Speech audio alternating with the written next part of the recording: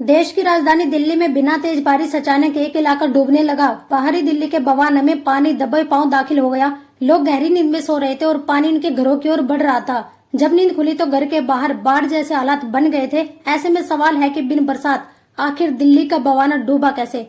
ये तो सब हुआ मुनक नहर के टूटने से। मुनक नहर में पानी बढ़ा तो इसका जोर तटों पर पड़ा और बुधवार रात पानी के जोर से नहर का हिस्सा टूट गया। नहर के टूटने से पानी आसपास के इलाकों में फैल गया। जब तक प्रशासन जागता और हरियाणा से पानी रोकने के लिए कहता, तब तक बवाना पानी पानी हो चुका था। मुनक नहर के टूटे हिस्से की मरम्मत का जायजा लेने पहुंची जल मंत्री आतिशी ने बताया कि द्वारका वाटर ट्रीटमेंट प्लांट कच्चे पानी के लिए पूरी तरह सेल्सी पर निर्भर है। ऐसे में सेल्सी की मरम्मत के बाद ही शुक्रवार शाम द्वारका में जलापूर्ति सामान्य हो सकेगी। मुनक नहर के रखरखाव की जिम्मेदारी हरियाणा सिंचाई विभाग की है।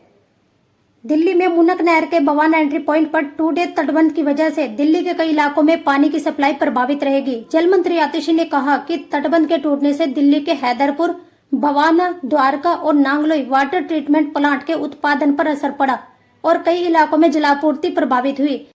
लेकिन नहर के पानी को डाइवर्ट करने के बाद हैदरपुर, बवाना और नांगलोई वाटर ट्रीटमेंट प्लांट में कुछ घंटों में उत्पादन सामान्य हो जाएगा।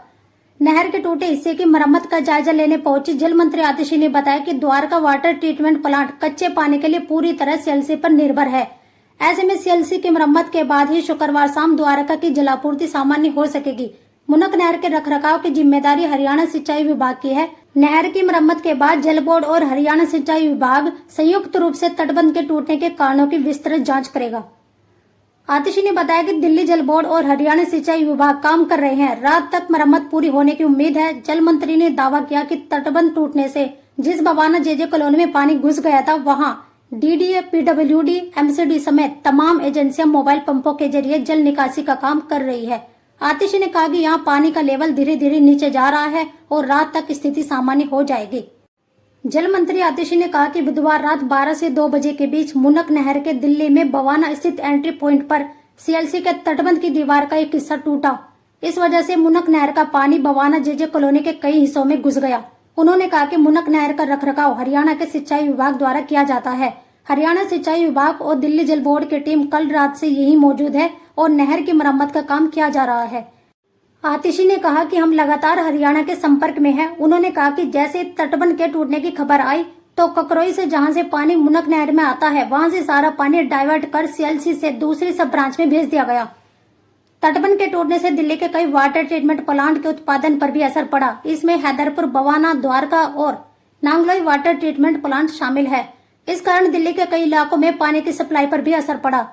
इनमें से नांगलोई, बवाना और हैदरपुर वाटर ट्रीटमेंट प्लांट में दूसरी सब ब्रांच से भी पानी जाता है। ऐसे में सीएलसी के पानी को दूसरी सब ब्रांच में ट्रांसफर कर दिया गया है।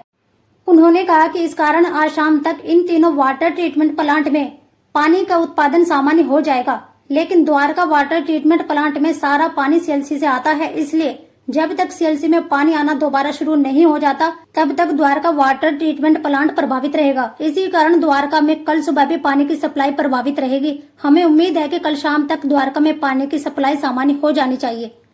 आतिशी का कहना है कि राजस्व विभाग द्वारा राहत कार्यों का इंतजाम भी हो रहा है। दोपहर का भोजन और रात का खाना इलाके के लोगों को उपलब्ध करवाया जा रहा है। उन्होंने कहा कि यहाँ पानी भरने से करंट का खतरा पैदा हो सकता है। ऐसे में सावधानी बरतते हुए बिजली की सप्लाई को काट दिया गया है। जैसे ही यहाँ से जल जमाव दूर होगा, बिजली की आपूर्ति दोबारा शुरू कर दी जाएगी। आतिशी ने कहा कि नहर की मरम्मत के बाद हम हरियाणा सिंचाई विभाग के साथ मिलकर एक विस्तृत जांच भी करेंगे कि नहर के तटबंध के टूटने के पीछे आखिर कारण क्या है।